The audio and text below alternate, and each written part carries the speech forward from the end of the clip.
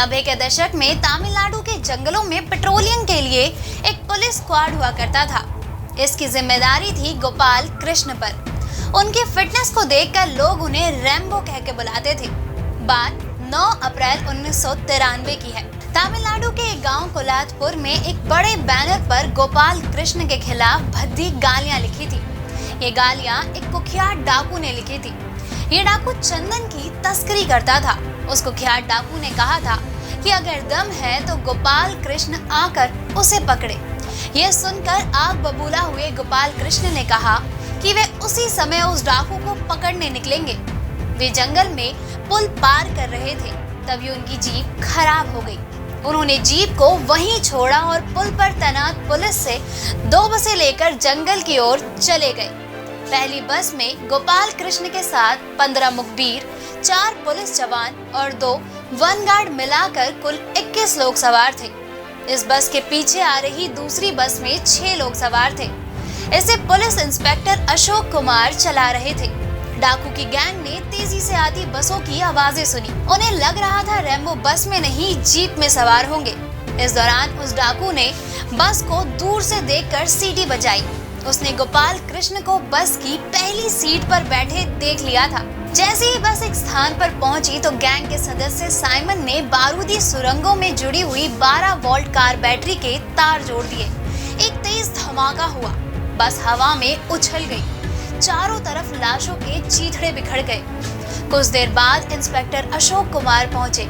उन्होंने 21 शव बरामद किए, जिसमें गोपाल कृष्ण भी शामिल थे। इस घटना के बाद कुख्यात डाकू के नाम की चर्चा पूरे देश में होने लगी। यह डाकू और कोई नहीं, कूजे मुनिस्वामी वीरप्पन था। दुनिया उसे वीरप्पन के नाम से जानती है।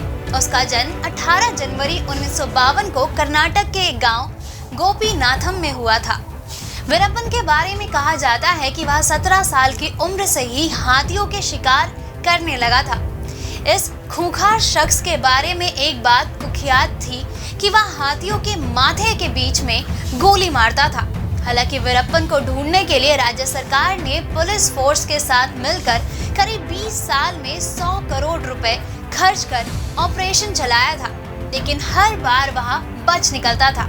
बताया जाता है कि एक बार वन अधिकारी श्रीनिवास ने वीरप्पन को पकड़ा भी था, लेकिन वह किसी तरकीब से भाग निकला।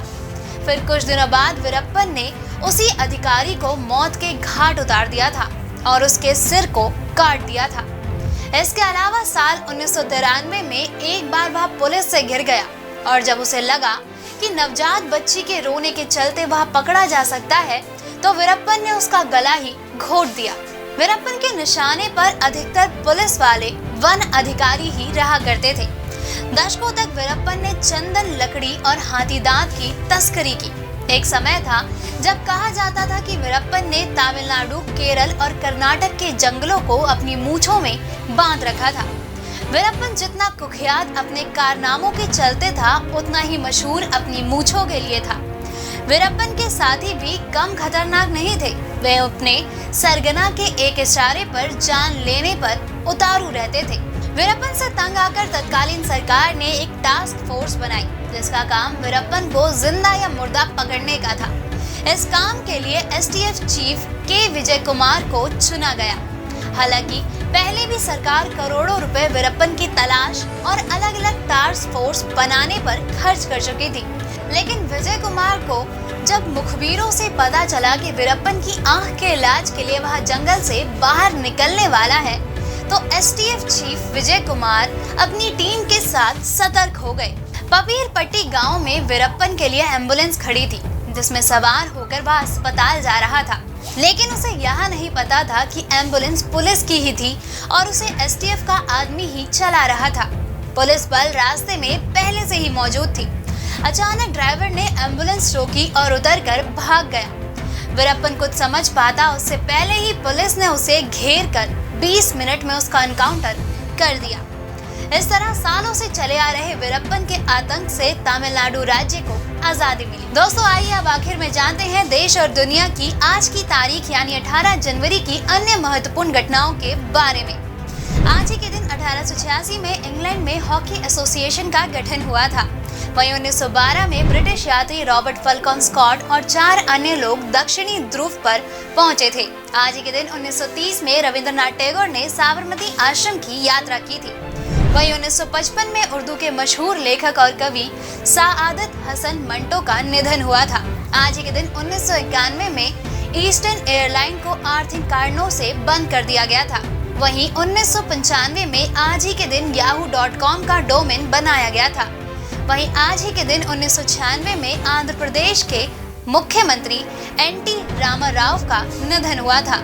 वहीं आज ही के दिन 2003 में मधुशाला लिखने वाले हरिवंश राय बच्चन जी का निधन हुआ था।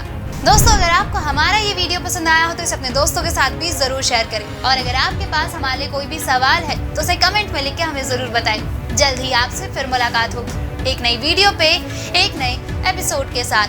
तब तक के लिए नमस्कार।